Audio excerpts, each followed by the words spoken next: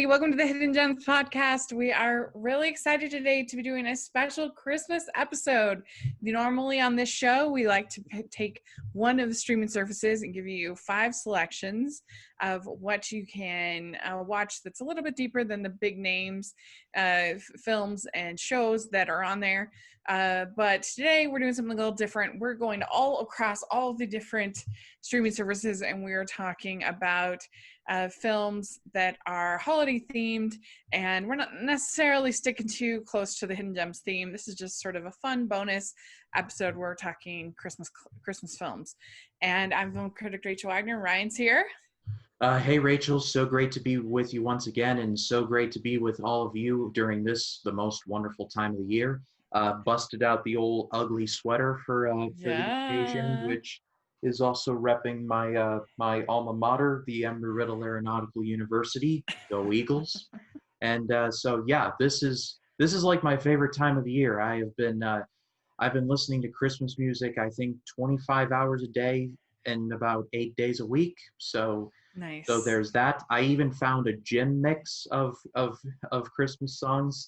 I'm slightly obsessed, in case you couldn't tell. But yeah, the season is all around us, and I know that this year is going to be a very unusual Christmas, but I wish nothing but the best to all of you, and here's to hoping you all use this time to spend it with loved ones. I mean, in a safe manner, of course, and just take the time to be thankful and grateful for this beautiful time, because no matter what happens in the world, I think Christmas is a beautiful time of the year, no matter who says otherwise.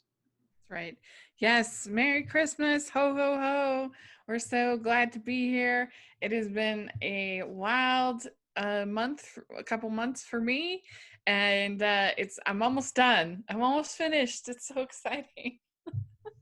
I've only got something like a dozen more holiday films to watch. Only 4 more from Hallmark, which is just so exciting. Almost did it. Yes. And once you're done watching them, you're going to have full control over the Oasis. Yeah, that's right. That's a Ready Player One reference for everybody. I know. I haven't even read Ready Player 2 yet. I've been meaning to. I've been trying to rent it from the library, and it keeps getting checked out. So I guess I'll just have to reserve it. I have it on audiobook to listen to in January. It'll be coming up. Don't worry. But yeah, it's been a weird holiday season, because I've been getting all these screeners for the awards prestige flicks and all of these holiday flicks, and so I feel like I'm like whiplash back and forth. So that's an interesting experience. Yeah, I can just imagine. It's like going from soft and fluffy kind of holiday movies to like serious period pieces and dramas. I'm sure there's a lot of whiplash. Yeah, it's pretty crazy. So yeah, well, this is going to be fun to talk about our favorite holiday films. And have you gotten the chance to watch any holiday films this season, or have you stuck mostly to your music listening? Mostly music, but but my mom and I have a definite date to watch Home Alone, so Nice. That's something that we do every year. My dad and I have a definite date to sit down and watch the Alistair Sim Christmas Carol, which is one of the few movies that it can actually make me cry, especially the ending part where he says, "Can you forgive an old fool who has had no eyes to see and no ears to hear for this whole time?" And that's a paraphrase, but it's still excellent. And so, I think you're in my brain for my list, I think. Hint, hint. and then of course on Christmas Eve, my dad and I are going to watch A Christmas Story. So so I definitely have my regular schedule all planned out. And then and then all through Christmas Day, my dad and I are just going to watch Holiday Inn, and one of the movies on my list that I'll be talking about, spoiler alert for that, I didn't plan it, but it just so happens to be on Netflix. So there it is. Nice. All right, well, let's dive in. So my first pick is from HBO Max, and it's to watch Christmas Eve on Sesame Street. And you might think, what? how are you watching Sesame Street as an adult with no children? Yes, I am. And yes, I love this. It's so charming. I love there's kind of a Bert and Ernie gift of the Magi plot line where Bert gets Ernie a box for his paperclip collection by selling his rubber ducky, and Ernie gets Bert. Oh wait, no, I got that mixed up. Ernie gets Bert a box for his paperclip collection, sells his rubber ducky, and Bert gets Ernie a dish soap for his rubber ducky by selling his paperclip collection. That's like a Christopher Nolan. That's like a Christopher Nolan level gift exchange right there. Yeah, and Mr. Hooper makes everything right in the end. It's very sweet, and they sing "Have Yourself a Merry Little Christmas," which is my favorite Christmas song. It's the best. And then you have Big Bird, that he is worried because Oscar tells him that Santa's not going to be able to get down the chimney because he's too fat. And so Big Bird gets very upset and he goes missing because he's trying to figure it out how Santa gets down the chimney. It's so cute. And the whole street is worried, where's Big Bird? And so it's just the best. I genuinely love it. I think it is so sweet and the music is really good. And yeah, I think everybody should watch it.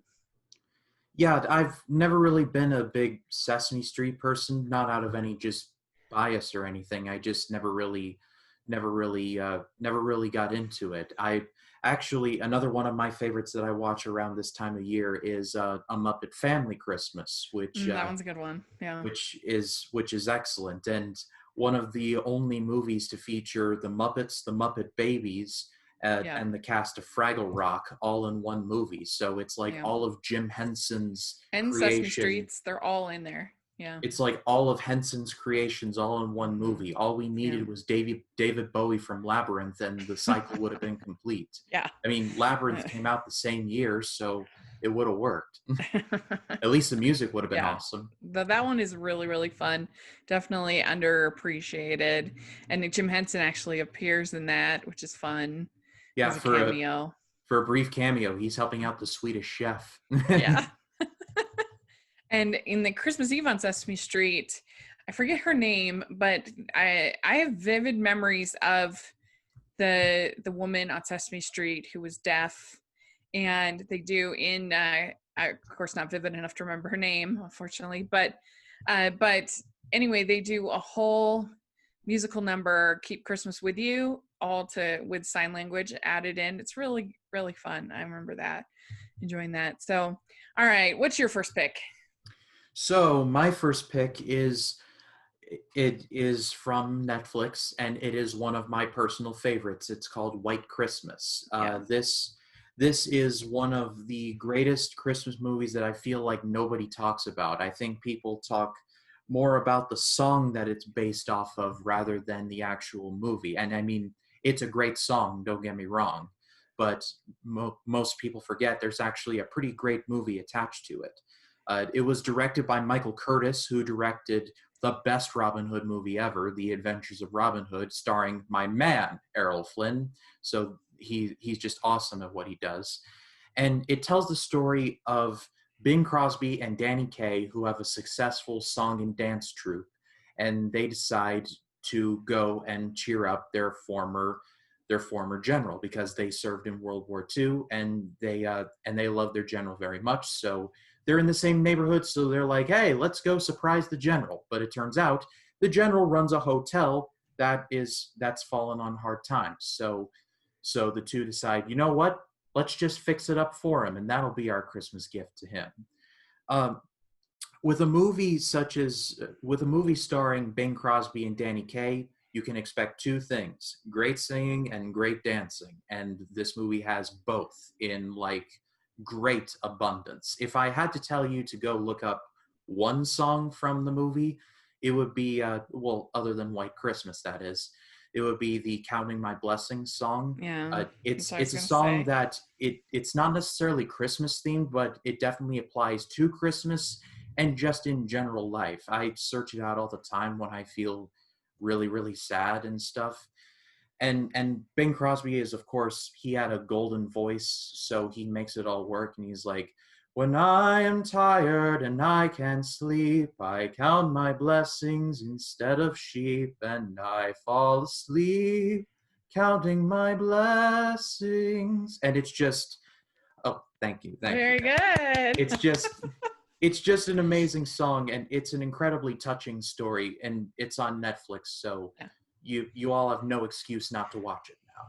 Yeah, I mean, this is a complete classic. I do think if I was going to nitpick it, some of the musical numbers go on a little bit too long, like the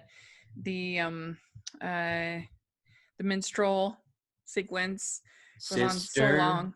Sisters. I love Sisters, absolutely love Sisters, and I think the ending's really sweet, and yeah, it has a lot of great songs. You know, gee, I wish I could be in the army. Those Irving Berlin songs are so good. You got a whole song about snow, snow, snow, snow, snow. Wouldn't it be fun if we were... Yeah, and it's delightful. What's interesting about this movie is they had basically two actors hired for the singing and two actors hired for the dancing. And if you watch Rosemary Clooney in particular, almost all the dancing numbers with her in them, like gee, I wish I was in the army, she has some kind of covering over her, hiding her, and that's because she was not a good dancer. And Vera Ellen, who was the dancer, that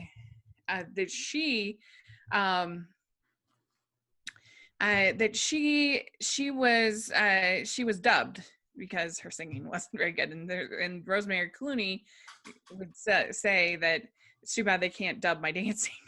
They could dub her singing.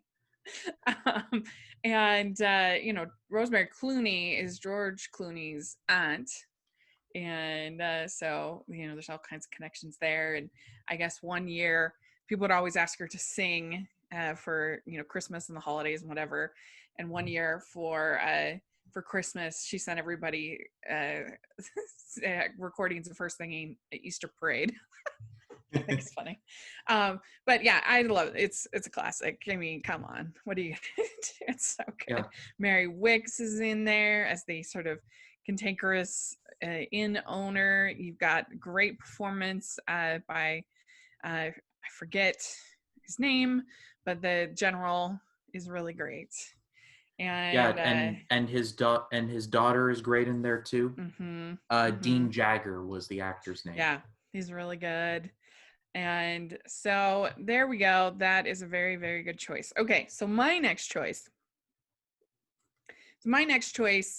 is one of my beloved made-for-TV movies. This is one of my favorites. If you listen to the Hallmark Kids podcast, you've heard a lot about Christmas Perfection.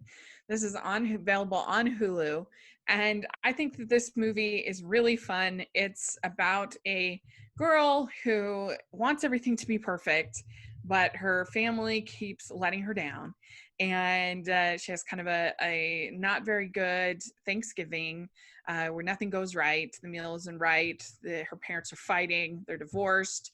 Her boss, who she has a crush on, doesn't notice her. She has her BFF, who of course is in love with her, but she's kind of not happy about that. She's not happy about him, and so she makes a wish that she could spend Christmas in an Irish village, because her mother was from Ireland and would tell stories about how perfect Ireland was. So the next morning, she wakes up in her Irish Christmas village, and everything is perfect, and she can eat as much as she wants, and every day is Christmas, and her boss is now her boyfriend in this Irish town. And what could possibly go wrong? Yeah. And what's interesting, I think, about it is not only is it hilarious because she starts to become like progressively unglued the more time she spends in everyday Christmas, but that's hilarious. But also I like it that everybody in her life in the Irish Christmas village is behaving the way she wants them to behave, right? And she realizes that she misses who they really are. and that maybe her idea of perfection is actually not so great. And so it has a nice message to it, and it's also just really funny. Like there's this whole scene where she flips out at this little girl who's giving her a gingerbread cookies. She's like, ah, and the girl starts crying, and it's funny. And part of her like perfect Christmas day is this. She each day she gets to pick out a sweater that's knit for her, and she gets to pick out the colors and everything like that. And by the end, she's like, it's like black with like, and they're like, well, we had to throw in some gold to make it festive or whatever. And I just think it's really funny. And I like Caitlin Thompson as the lead. I actually got to interview James Henry Thomas and Robbie Silverman, who were the other leads, and they were so nice. And I just love it. I think it's a sweet, funny, heartfelt Christmas movie. It's actually filmed in Ireland, and it's one of my favorites. Yeah, I had never heard of this one, and I was looking it up, and this was directed by the same guy who directed a movie called The Jesse Ventura Story, which I absolutely despise. It's one of the most inaccurate biopics that I have ever seen, but I'll save that rant for another time, because this is Christmas time and we're supposed to be having a little bit of fun. But but I was looking at the guy who directed this, and it was like, and he's directed episodes of Miami Vice, Smallville, Supernatural. I mean, it's like bunch of Hallmark movies. Right. Yeah. Like some of the acting is not the best, and it has some, TV movie budget things, but the script is what's most important in any movie, and the script is really funny here, in my opinion, and it has that heart of her sort of realizing that she, especially with her parents, her realizing that them together and being all perfect, that she misses the real them, even though the real them is them fighting, hating each other. So I think there's something there. So that's my suggestion. So what do you have next? So my next choice is on both Amazon and Canopy. I was actually looking through both, and I found this movie on both services. It's called The Man Who Invented Christmas. This is a movie about the creation of the Christmas Carol, the classic novel written by Charles Dickens, and it stars Dan Stevens as Dickens. And to make a long story short, it basically covers him writing the book, coming up with the character of Ebenezer Scrooge, and this was actually I think this is a very underrated movie from 2017. I remember going to the theater to see it, and I was like one of the only people there. Maybe there was a couple, if my recollection serves me right. And I was walking out of there like, wow, that was actually surprisingly good. And Dan Stevens does make the movie. I think he is. I think he does give a very good performance in there. And just seeing him try and create a Christmas Carol, and just try and put pen to paper of, he has a rough idea and he's trying to spin it and try and make something of it out of the raw clay that's inside his head. And when you see the finished product, it's like you feel great satisfaction from it. And so I think this movie is very underrated and a bit overlooked. So I definitely think people should check it out. Yeah, I agree. I think it is underrated, and I don't know why it didn't get the play that a holiday film might typically get in 2017. I enjoyed it very much. You can't beat having Christopher Plummer be Scrooge in those sequences, and Dan Stevens is always good. I'll never quite forgive him for leaving Lady Mary, but that's okay. But yeah, no, I'm actually going to be reviewing this for Family Movie Night coming up. So if you want to hear more of my thoughts on The Man Who Invented Christmas, that's coming up next week. So it'll be fun to revisit it, because that's one of the kind of the bummers about my life as far as a film critic, but particularly during the holidays, is that I just don't have time to rewatch very much. And so it's nice for Family Movie Night or some of these other things. Like I got to watch Anna and the Apocalypse because I was on Ashley at the Movies, their podcast this month, and I wouldn't have had time to do that if I wasn't on that podcast. And you just don't get the time to rewatch things as much as you'd like as the film critic. Yeah, well, when Hallmark gives you about 12 million Christmas movies to watch, you right. got to put some stuff on the back burner, I suppose. Yeah, that's right. So, good choice. Good choice. Okay, so my next pick is called The Snowman. This is an animated short. It was Oscar nominated animated short. And it tells the story of Raymond Briggs. There's a picture book accompanied, and it's a poem about him as a child making this snowman, and then the snowman comes alive. And it's about a half hour long. It's just really sweet and lovely, and I think it's way better than Frosty the Snowman. And you can watch it on Tubi service. So wow, hot take there. yeah. Hot take about something that's made out of snow. Yeah. So that's it's pretty simple, but I really do enjoy it. It's very sweet.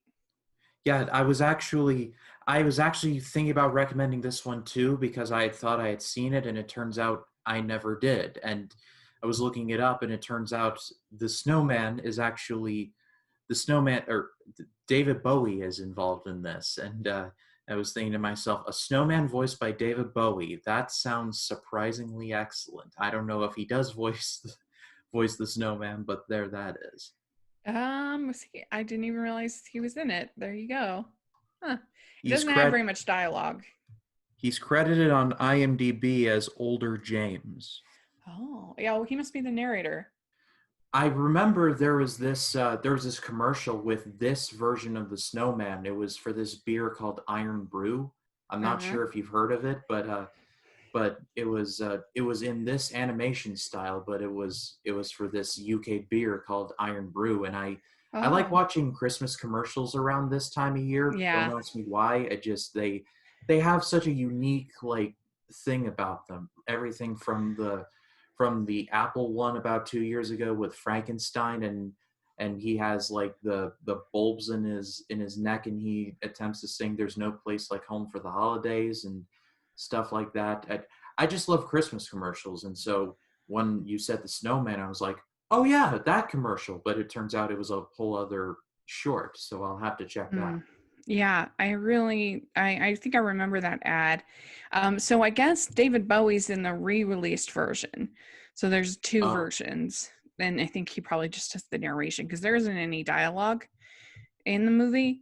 And but it's beautiful. It's a sweet little short. So I think people would enjoy it. So what did you have next?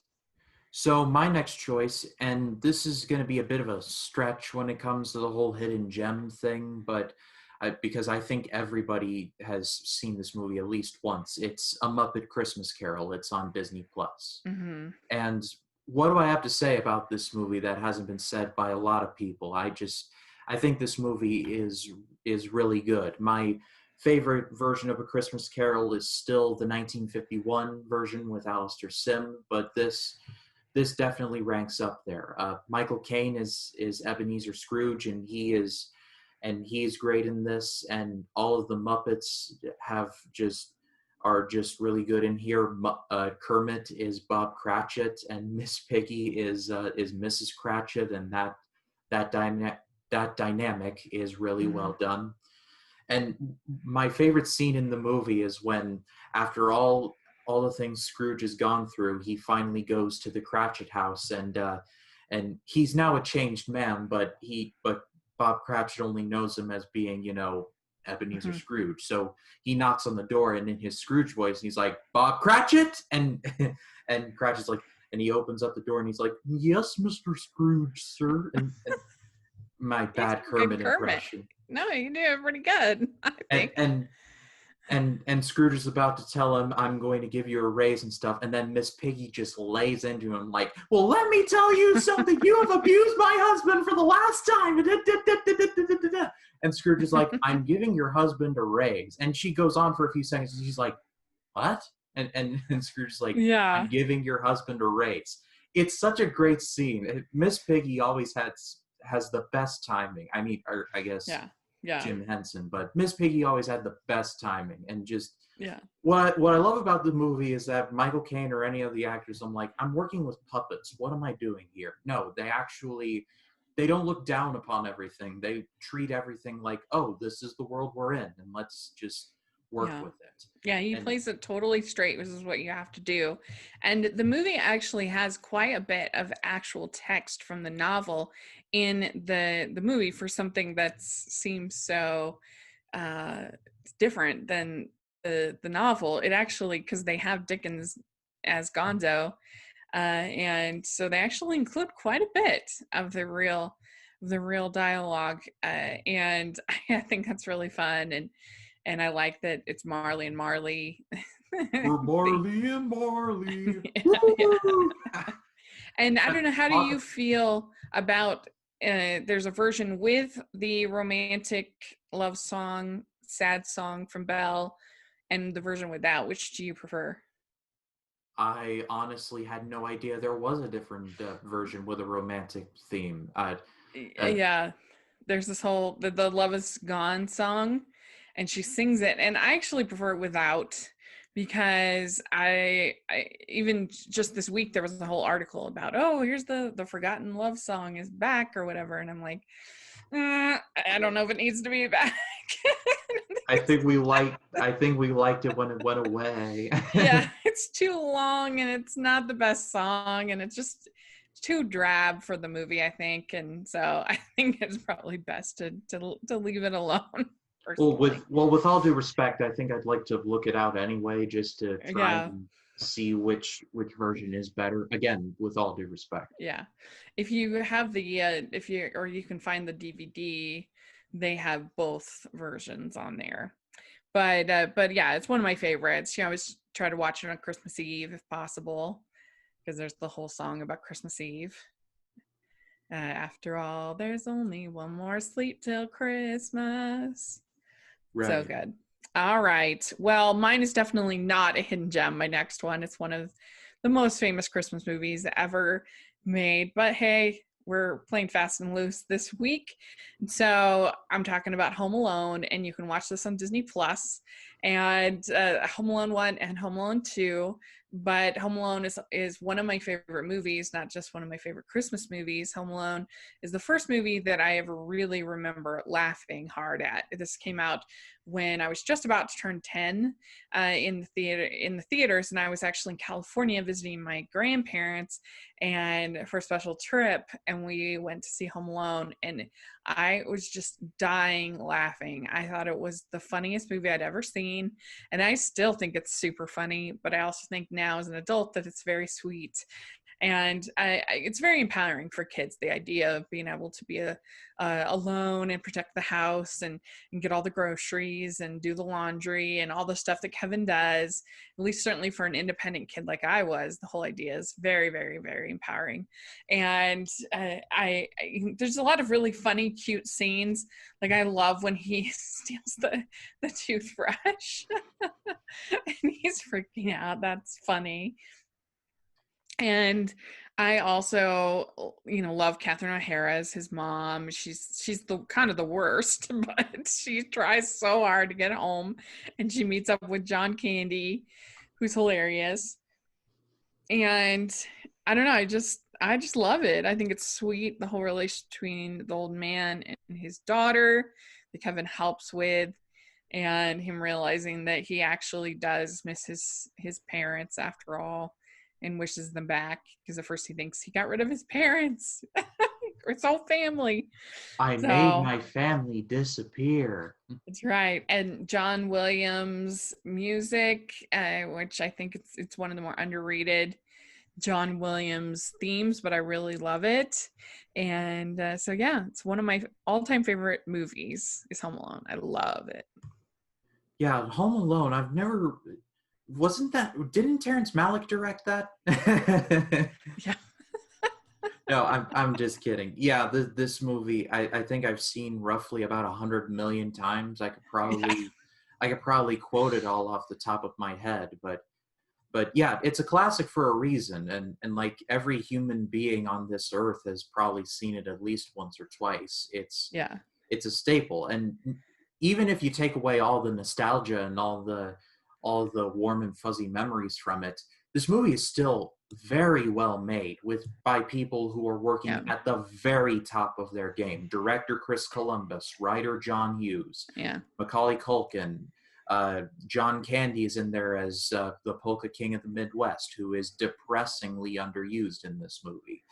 It's just a cameo, like an extended cameo. And Joe Pesci, hilarious. Who in the same year as this movie was in Goodfellas, and after this he would win an Oscar for Goodfellas. So, like 1990 was peak Joe Pesci. Yeah. And I don't know, it's just a really fun concept for kids.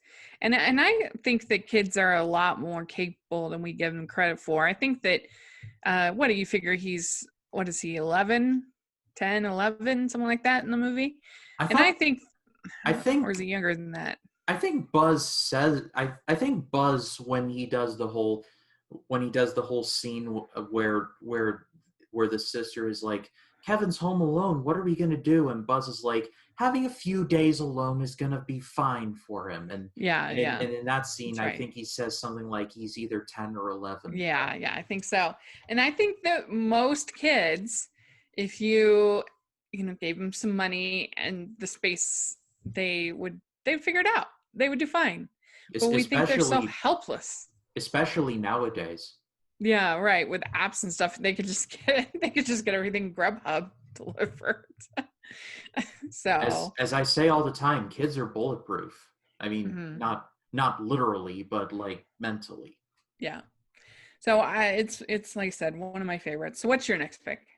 So my next pick is technically an episode of a TV show, but it's the Doctor Who Christmas special from 2005 called The Christmas Invasion. So throughout this year, my friend who lives in Maine, he has turned me on to Doctor Who. It's on HBO Max, all of the seasons since the 2005 reboot.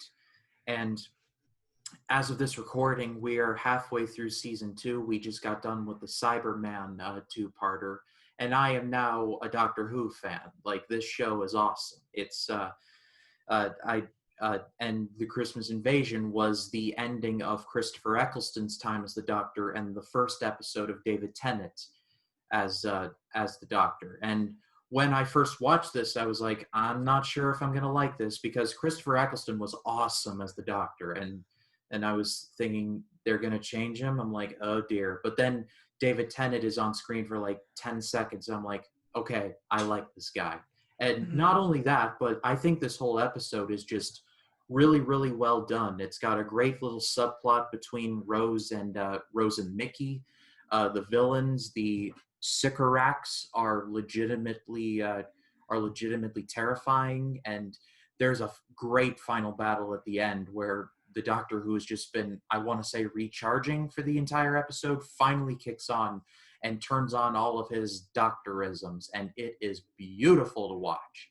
I don't think this is the greatest episode of Doctor Who I've ever seen. I think that probably have to be the Dalek two-parter from season 1, at least as much as I've watched. That's a good one. This is a really entertaining Christmas special, and one that's going to be in my repertoire.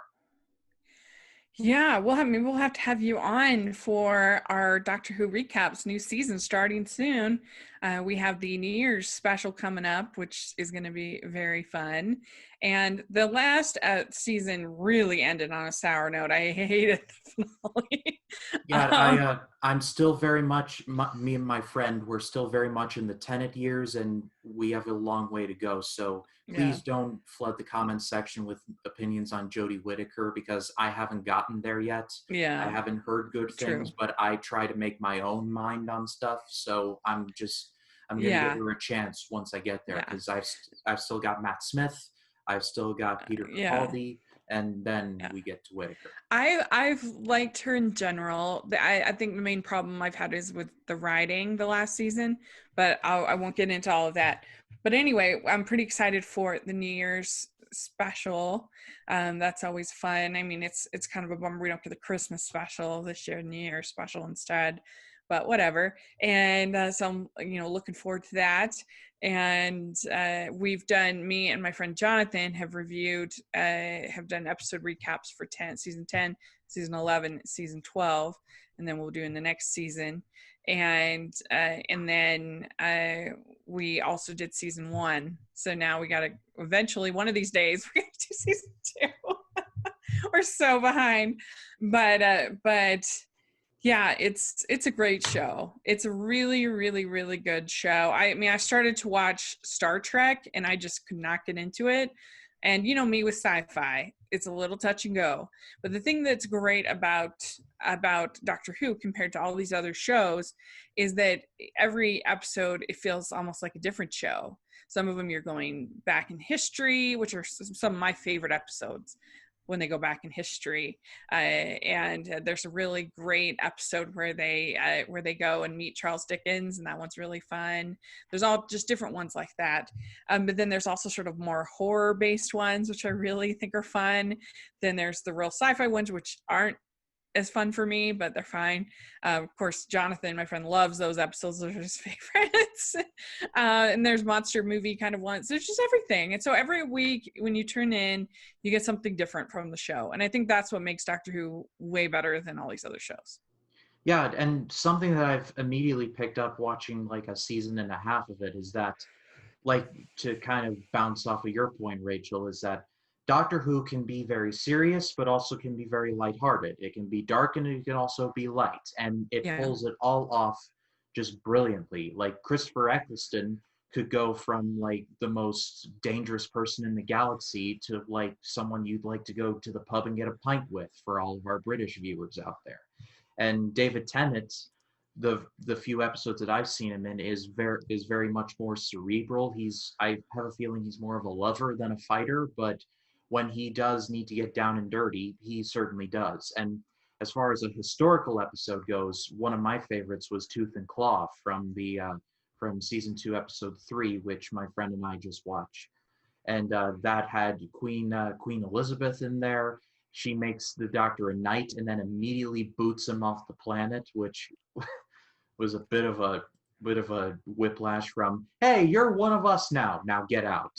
And then immediately she's like, we need to police this Doctor once and for all. Start up Torchwood. And so the spin-off seeds are planted. But yeah, the show's awesome. And like I said, my friend and I just got done with the Cyberman episode, and looking forward to see what happens next. Very cool. Very good recommendation. All right. Next, my last choice is Angela's Christmas Wish. And I just reviewed this on this channel for Family Movie Night. So make sure you check out that review. I'll put a link in the description. I won't talk too much about it because it's all there. But this is an animated short. It's a sequel to Angela's Christmas from 2018, I think. And I loved that short, and I loved this. Love the animation. I love the whole message. They're trying to get their father back, who's gone over to Australia. And how are they going to do it? First, they're going to try to dig to Australia, and and it's so cute. And I loved. There's a scene that very much emotionally pays off to me that had my mouth a little agape at it. Like, it worked so well for me emotionally. And it's a very, very, very sweet animated short. And I think that's such an important part of Christmas and the Christmas season is animated shorts, animated specials. So that's my last pick. What's your last pick? So my last choice is from 2012. It's a DreamWorks movie, and this is kind of on the borderline because this movie involves a lot of the legends like Sandman and the Tooth Fairy and Santa Claus and all that, but it still takes place on and around Christmas, so I'm choosing to count it. It's Rise of the Guardians. If any of you saw my DreamWorks video, or if any of you saw my video on my top 5 favorite DreamWorks movies, this was among my list. And I jokingly said, did everyone forget about this movie? And I think everybody did, because this movie is secretly just, it's awesome. It's got a great cast. Hugh Jackman voices the Easter Rabbit. I'm a bunny. Oh, sorry, Hugh. Sorry. Alec Baldwin voices Santa Claus, and full disclosure, I'm not a big Alec Baldwin fan, but he's actually really good in this. Chris Pine is in there as Jack Frost, and he's really good. And the movie, I come to learn, was actually directed by Peter Ramsey, who directed a little movie you all may have heard of. It's called Spider-Man Into the Spider-Verse. It made a bit of a splash. I think more people should watch it, but I'll talk about that probably some other time. But unfortunately, the movie kind of got a bit of a reputation because the movie did not do too well at the box office, so it led to a few layoffs over at DreamWorks, which is very unfortunate.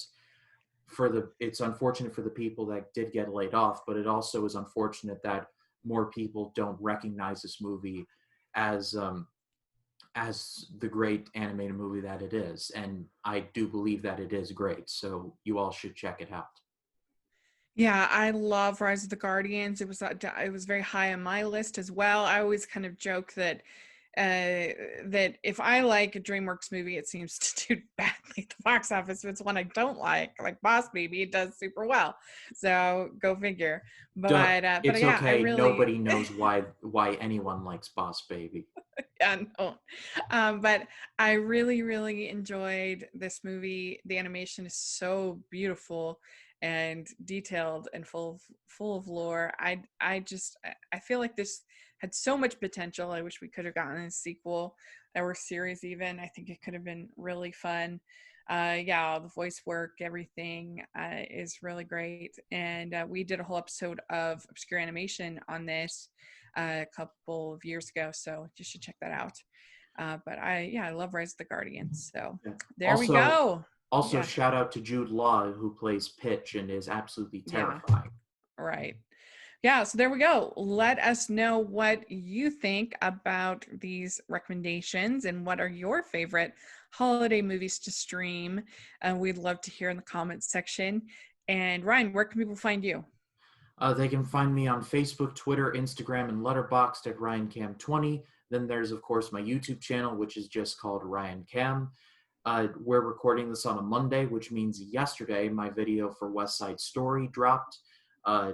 On Tuesday, which is tomorrow, my video for Taxi Driver will be out. And then Thursday, my review for MASH will be out. And then on Friday, I'll be covering the final episode of The Mandalorian Season 2. So a lot of content to look forward to. If you all haven't checked me out, please give me a chance. I put a lot of time and effort into the channel, and I just recently passed 115 subscribers. I'm at 116, so I am in uncharted waters. So I'm very excited, and now is the time. You'll be on the ground floor and all that. Yeah, y'all should definitely subscribe. It's really fun stuff over there. And make sure that you're following me here at Rachel's Reviews, all over social media, iTunes, YouTube, and on Rotten Tomatoes. Please check that out. And also make sure you're following me at the Hallmarkies Podcast. We got lots of fun interviews. Got to interview Fran Drescher, which was amazing. And I also got to interview Alicia Witt this week. And so those are some pretty fun interviews. So make sure to check over there, Hallmarkies Podcast, all your holiday coverage. You'll love it. And make sure that you are following us all over social media and check out our Patreon page. We really appreciate that support. And we also have our merch store, which has tons of fun designs. So check that out over there. We appreciate that support. Sales all month long. And thanks again, everybody. And next week, we're going to be doing something special because there's all the movies that are released on Christmas Day. And we are going to be watching them and then doing a live stream version of the Hidden Gems podcast. And we're going to talk about them. So that's going to be fun. We're going to try it out. And you have to let us know what y'all think. So there we go. That is our thoughts. And thanks so much, everybody. Merry Christmas. Merry Christmas.